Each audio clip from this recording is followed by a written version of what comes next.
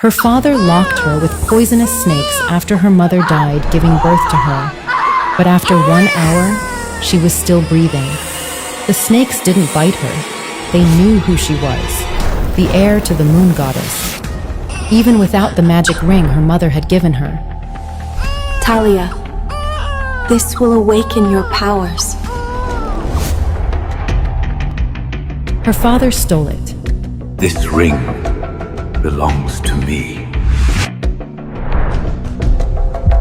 I am the most powerful werewolf.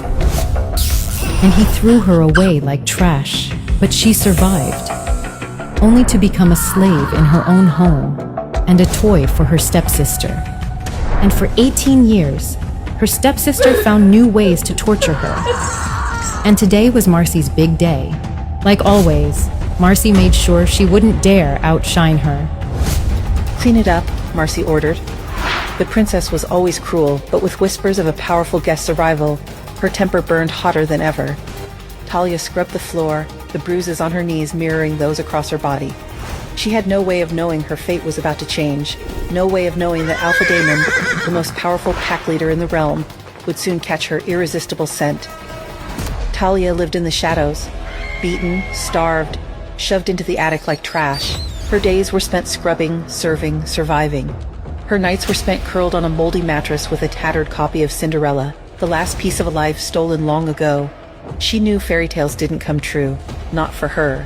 Her inner wolf had gone silent years ago, snuffed out by malnutrition, abuse, and pain.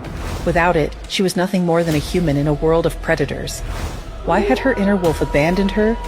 Was there any force on Earth, fire, war, love, that could bring it back? She woke from another day of hard labor, aching from her beating. There were whispers through the pack, electric, hushed, breathless. A visitor was coming, Alpha Daemon, leader of the Dark Howlers, fiercest pack in the realm. He was the most powerful alpha in all of North America. Women threw themselves at him, rulers feared him. He could seduce a she-wolf with a glance or tear out a man's throat just as easily. Daemon was untouchable. He scorned the idea of love, rejected every political match. Not a single potential bride, despite the many presented, could win his affection. None were worthy of being his Luna, the proud she-wolf to rule by his side. Love was a distraction, an attempt to tame him, and Daemon would never be tamed. Still, there were those who tried. Alpha Edward, leader of the Red Moon Pack, was desperate to secure his political power. He invited Daemon to meet his daughter, Princess Marcy, beautiful, cunning, cruel. She intended to make him hers. Talia feared their union. Would Marcy succeed where so many others had failed? Would Marcy's cruelty only intensify as Luna to such a powerful alpha? One day, Alpha Edward's personal Omega comes running up to me while I'm making lunch and tells me the Alpha wants to see me in his office right away. I drop what I'm doing and hurry to his office. I knock on the door quietly in case he's busy. Come in! He calls from inside. I pull open the door and peek inside. You called for me, Alpha? I asked as quietly as possible. The easiest way to get away from him is to use as few words and ask as few questions as possible. Don't just stand there, come in. He snarls. I rush inside and close the door behind me. I stay as close to the door as possible in case I need to make a run for it. Talia, we have a delegation coming from the Dark Howlers pack next week. 20 wolves in total. All of the ranked members, their mates, the heads of their security and guards, and security detail for all of them. If all goes well, we'll be forming a pact with them. They must be treated with the utmost respect and courtesy. Bring lunches to the conference room every day, and make a formal dinner every day next week. Keep their pantry stocked and stay out of the way. Got it? I look up from under my hat, still keeping my face low enough that he can't see my eyes. Yes, even after almost 2 months, he still hasn't noticed that I have purple eyes. Or if he has, he hasn't pointed it out. He also hasn't said anything about my silver hair, which is just fine with me. Yes, sir. Everyone will be here on Monday. Except for the Alpha, who's coming Tuesday. We'll be having a party after dinner to welcome him. Make sure there is enough food for the party. Give George the information for the additional food you need to make. Do you understand? Yes, sir. Good. We need to keep the Alpha happy. If not, I won't hesitate to let him harm you. Do you understand? He stands up with his hands on the desk, looking very intimidating. Yes, sir. Now get out of my sight. He points to the door behind me. I scramble out of the room as fast as possible to find George. George is in charge of ordering supplies for the pack house. He should be in his office right now. My mind is already churning through the special foods to make, and the groceries I need for them. I also need extra supplies for the guest suite pantries. I wonder what kind of foods the Dark Howlers pack likes. Dark Howlers is the largest pack in the northern region, with my pack, Red Moon, being the second largest. Alpha Edward says Dark Howlers is vicious and strict. Most of their pack has served in the military at one point or another. They employ dark magicians and witches to help them keep power over neighboring packs. I wonder if they're going to bring any dark witches here. I hope not. I also hear their Alpha expels pack members who fail training tests because he doesn't want weak wolves in his pack, a guy I don't want to cross paths with. I get to George's office and knock on the door. I can hear noises coming from inside, but he doesn't answer. I knock a little louder. What the hell? He has to know I'm here. He knows my scent. Just tell me to come in already. I don't like this guy, Talia. He's creepy. He stares at you. Well, we don't have a choice but to work with him, Sylvie. He's the money. Ugh, fine, but let's make it quick.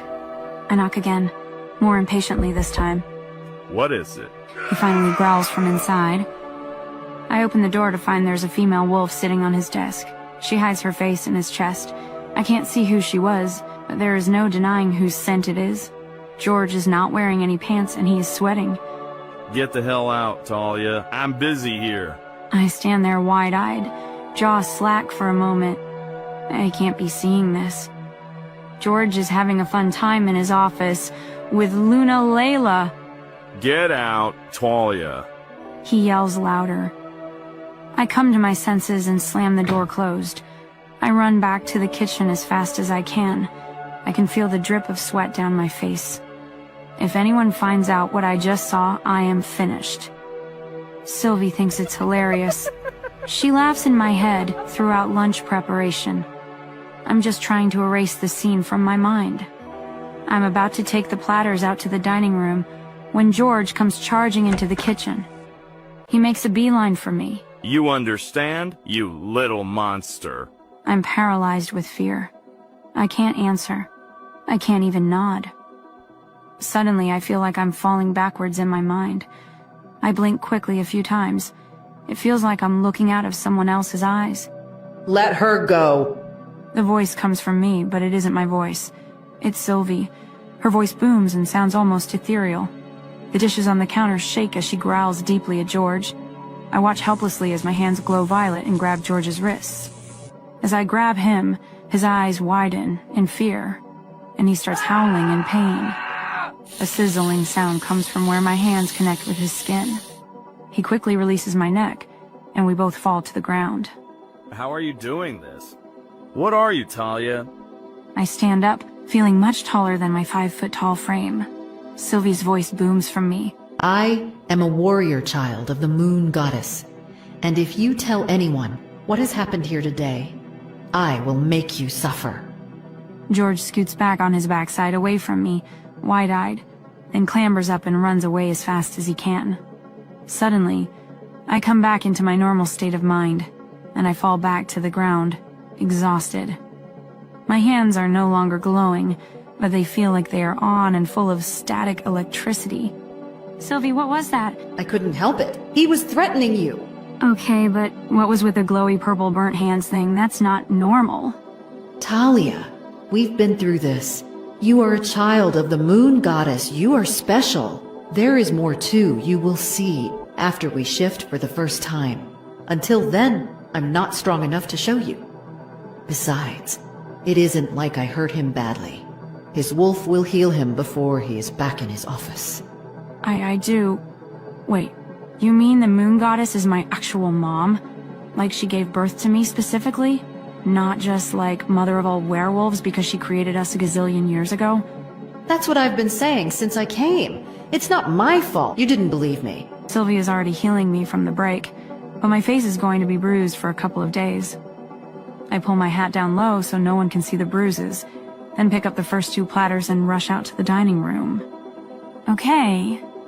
Well, if you're able to do that to George, how come you can't do it to Alpha, Edward, or Marcy? Well, I think it happened one time before, but I wasn't fully in control then. I can't do it now because he's your Alpha. I can't go against what he says. I can't attack your Alpha or his daughter. I concede. I don't want to argue with her. I'm just trying to figure out the rules. I'm in uncharted territory here. I mean, it's cool territory, but I don't know what our limits are. Once all the platters are out, I make a list of all the extra supplies I need and put it in the box hanging outside George's office. That way, I don't have to face him again. I clean up the dining room after lunch and still have about 45 minutes until I have to start dinner. I decide to go to the stock room and put supplies on the pantry cart for later. As I work, I hear someone clear their throat behind me. I look up to find Marcy standing uncomfortably close to me. Can I help you with something, Marcy? I try to swallow the panic that instantly builds in my throat. Talia, I just wanted to say, when I'm in control of the pack, you won't be treated the way you are now. Marcy, please stop. I put my hands up and push lightly against her to get her to move, but she's stronger than me and doesn't budge. I look up at her to see an evil grin distorting her face. I see the way my dad treats you, Talia. You never complain. You just take it. She moves closer, breathing deeply until she's fully pressing herself against me. I bet you like it when he does it, don't you? What? There is no way I heard her right, did I? Marcy, I do not enjoy what your father does to me, and you're no better standing there watching him, instead of stopping him. I can feel tears stinging the corners of my eyes. Without warning, she takes a step back. She elbows me in the back, dropping me onto the table. Then she bends over behind me and whispers in my ears, I know you want me, Talia. Don't worry, you'll be mine as soon as I convince my father to let me have you. I want to make him proud when I make you squeal in pain, but I don't think I can wait. Her voice is rough and ragged with excitement, and her hands are all over me and groping me. All I can do is sob. I'm afraid to fight back or to even say anything. Sylvie can't help me because she's the Alpha's daughter. Moon Goddess, if you're my mother, please help me, please. Save me from this. I turn my mind off, just like her father beat me within an inch of my life. My mind cannot be present for what is happening to me. She finally gets off me and I fall to the floor. She tears the back of my shirt open and strikes with her claws on my back as if to mark me as her property. I lay on the floor of the supply room crying. Get up, Talia. I said get up. You're better than this. You will survive this. I want to leave this world, Sylvie. I can't do this anymore, I can't. You can, and you will. You will find your mate soon enough and things will change, I promise. How can you be so sure? Glowy, burning hands are not your only gift. I get up, find an old cardigan in the back of the stockroom and put it on. I go back to my room to find new clothes before making dinner. The next 4 days go without incident, unless you consider the fact that I have visited the roof several times recently, contemplating my existence. Each time I stand with my toes at the edge and stare down from the 4-story building. I can't bring myself to do anything except cry and go back to my room. I can't do it to Sylvie. I can't take her life because I want to take mine. Sunday after dinner service, I see Luna Layla in the hallway while I'm refilling pantries. She quickly approaches me and grabs me by the arm. She extends her claws into my bicep, drawing blood. Talia, if you tell anyone, and I mean anyone, what you saw in George's office, I will make you suffer, she says in a low, threatening tone. You too, lady. I'm fed up. Does she want to bully me? Okay, fine. I lift my hat and let my violet eyes look directly at her. She gasps at the unusual sight. Luna, it would be a relief and I would welcome it. You don't know or care how I'm treated by this pack, including by your husband, your daughter, and your lover. Tears choke up my throat. I cannot take any more punishment from anyone else. I'm at my wit's end. If she takes my life right here in this hallway, it would be a relief. I'm sorry, Sylvie. I just can't do it anymore. I say to my angel as I stare down Luna Layla. She doesn't respond. She shuts our mind link and crawls into the corner of my mind. Luna Layla pushes me away. Insolent child. You should be grateful for your life. The Alpha will hear about this. I'm not grateful for this life, Luna. And if you think I should be, you are part of the problem. If you want to tell the Alpha about this incident, I'm more than happy to tell him what instigated it. She stares at me with pure anger and hatred before walking away, without a word. I guess fate has other plans for me. I stand in the hall for a few minutes to see if she is coming back, but she doesn't. I'm certain she is going to sabotage me. Maybe she's going to smother me in my sleep or just stab me straight in the back. Either way, I was serious when I told her I welcome her. I finished pantry duty, making sure everything is set in the guest rooms. I had George order bouquets for each of the suites as an extra touch. In the guest Alpha's suite, I also added a bottle of champagne. If this is the last thing I ever get to do, I want it to be something that makes someone else happy. It is almost 1:30 in the morning before I plop into my bed, totally exhausted. It has been a day. If Luna Layla has anything to say about it, it will probably be my last. Sylvie is exhausted too. She stopped sulking long enough to tell me she needs me to shift. But I can't. I have no time or energy. I keep promising her I will, but I feel like I've broken that promise. I float off to the sounds of her whimpering in my head while I cry into my pillow. To my surprise, my alarm wakes me in the morning. Sylvie makes me promise to hang on for one more day. We go through the motions of the life I hate. While I'm getting ready, I look in the mirror to find my hair is completely silvery now. I tuck it into a bun to try to avoid people noticing it. The delegation from Dark Howlers arrives in the early afternoon. They are all tall and intimidating, with tattoos and big muscles. Some of them have visible scars on their arms and faces. They wear matching business attire or security uniforms. Luna Layla directs them to the sitting room while I quietly bring in pitchers of water and iced tea for them to drink. I was doing my best, trying not to be noticed, and one of the women calls me out. You there, Omega? She says abruptly. I look around and realize she is speaking to me. For everyone. Maya, of course, right away. Luna Layla says quickly, then nods her head to me. I rush to the cellar and pull out 2 cases of napkins and glasses. I prep the drink service cart and head back to the sitting room. I open 3 bottles, leaving the rest for them to do as they wish, and then I back out of the room so I can start preparing dinner. The rest of the day goes without a hitch. The guests seem pleased with dinner. In the evening, I go to each guest suite to make sure everyone is happy with their accommodations. A couple of people ask for more bags of chips or soda, but on the whole, everyone seems satisfied. The last door is the Beta's room. Maya opens the door, looking much more relaxed than earlier. She has a large tattoo of a rose and dagger on her forearm. Her dark hair is still pulled back, but she isn't wearing makeup. I can see now. She looks only a few years older than me. I can hear her mate inside talking on the phone. Thanks for checking on us. Everything is wonderful. The flowers are a beautiful touch. You have good taste. She smiles at me. I bow to her slightly, then turn to leave. Wait, what's under your hat? I stop in my tracks and turn around. I'm sorry, ma'am, I ask. I feel the blood drain from my face. Your hat. Why is it so low? What are you trying to hide? Come closer. I come closer and slowly take off my hat, keeping my eyes to the ground. My silver hair cascades down my back. It is embarrassingly greasy and visibly dirty. I feel myself blush. Oh, I see, she says with surprise in her voice. Now, don't be disrespectful. Always look me in the eye when I speak to you. I look up at her. The light from her room shines right into my eyes. She looks at me blankly for a moment, trying to process what she's seeing. What are you? A hybrid? No, ma'am. The pack doctor did tests, but he doesn't know why it happened. He thinks it must be a transformation related to my wolf getting ready to wake up.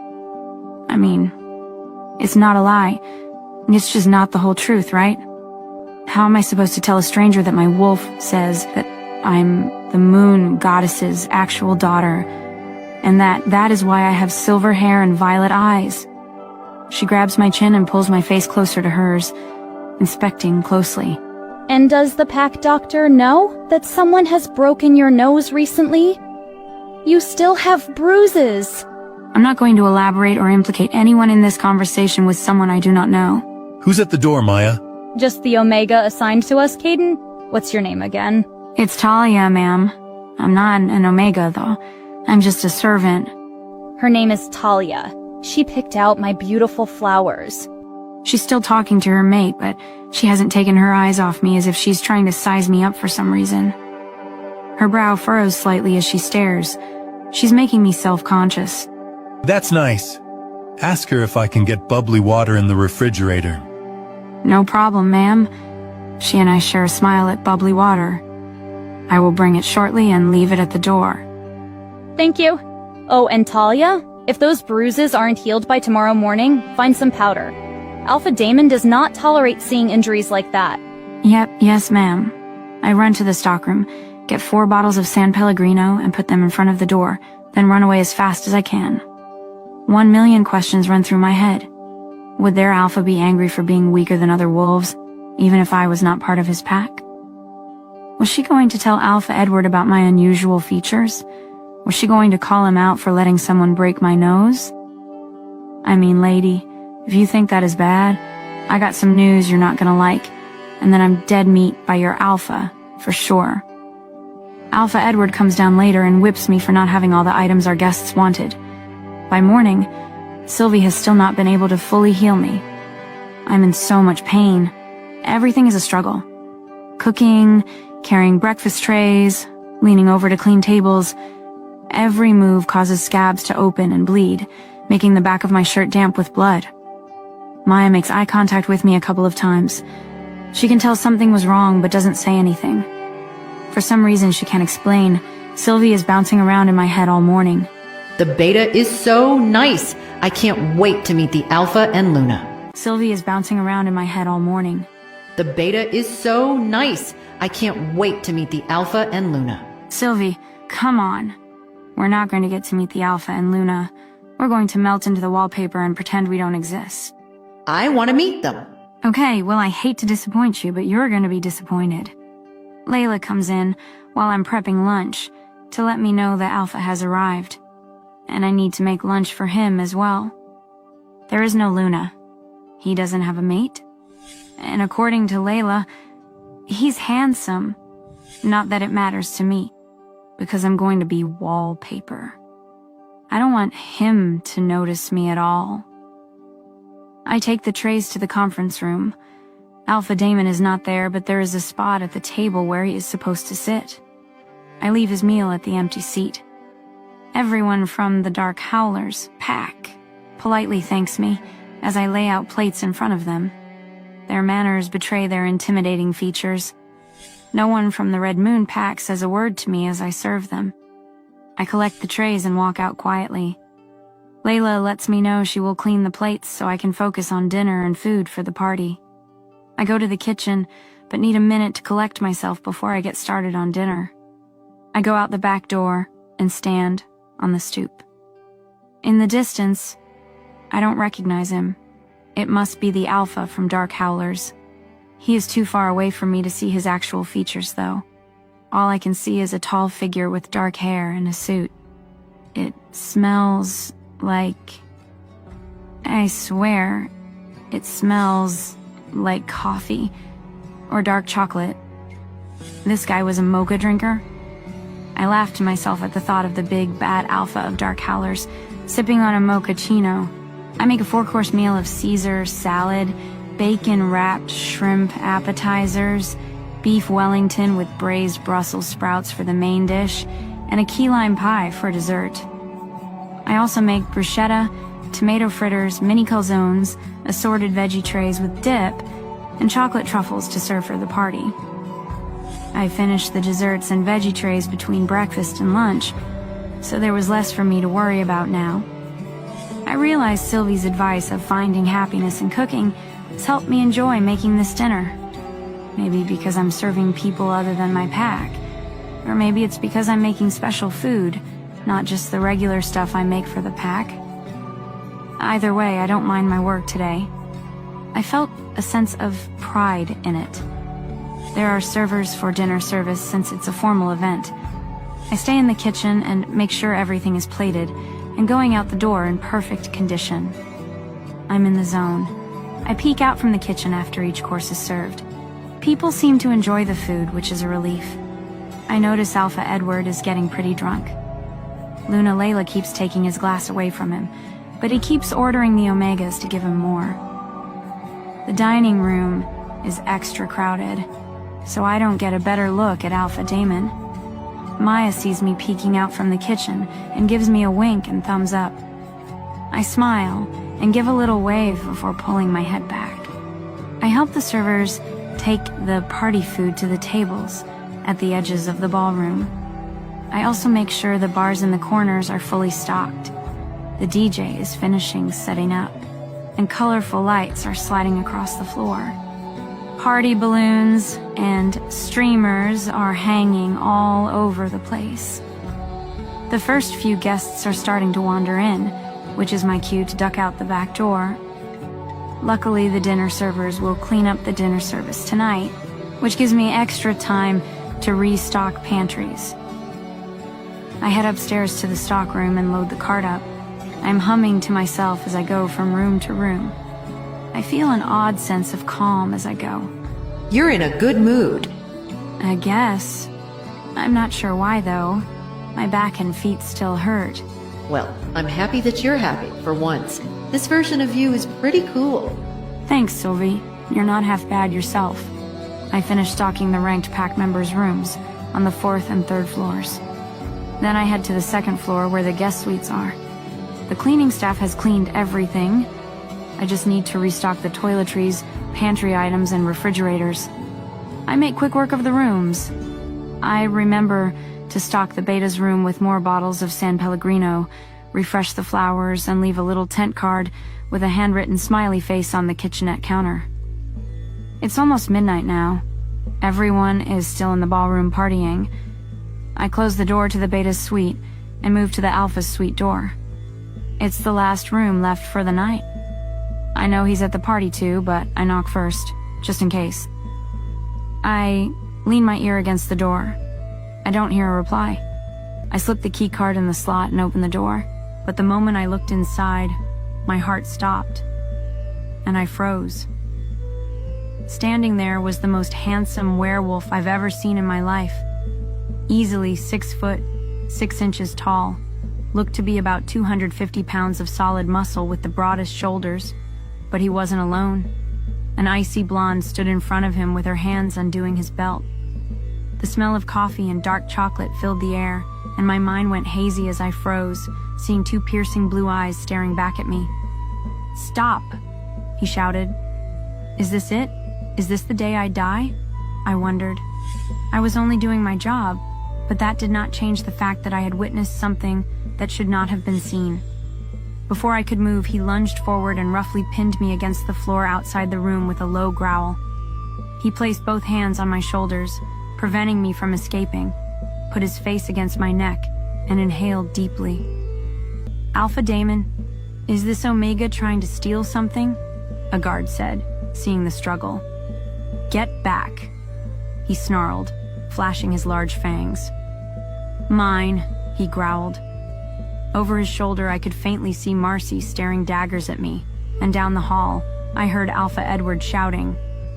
What a disaster, I thought. They're all going to kill me. My head started swimming, and I felt even dizzier. Maybe I was finally dying. "Look what you've done, you little bitch!" Marcy yelled as she reached out to grab me, but she never touched me. Alpha Damon snarled, snatching her hand out of the air and snapping her wrist. Alpha Edward roared, "How dare you! This is war!" I watched them fight as if it was a dream. They looked as though they were moving in slow motion. Alpha Edward yanked Marcy, pulling her back as Damon snarled at them. He was vicious, beautifully vicious. A guard tried to separate them as Beta Caden and Maya took defensive positions around Alpha Damon, and George lunged at Damon, but he was no match for the Alpha. Damon grabbed George by the throat and threw him into the wall as though her were a tiny pup. I almost laughed, but I was shaking all over, barely able to stand. But in the chaos, I managed to crawl away and slink down the stairs. I looked around to see if anyone noticed me, but they were all too busy arguing. I looked down to see blood running down my legs, dripping onto the floor. I started to lose consciousness, and then I heard it. The most guttural, ear-shattering roar. Where is she? Where is who, Alpha Damon? Where is my mate? Is it possible? Is Talia truly Damon's fated mate? What will Damon do to protect her? Will their bond ignite a war between the two most powerful packs in the Order? Will any of them leave Red Moon territory alive? To listen to the full audio series, install the Pocket FM app now. Pocket FM. Download the app now.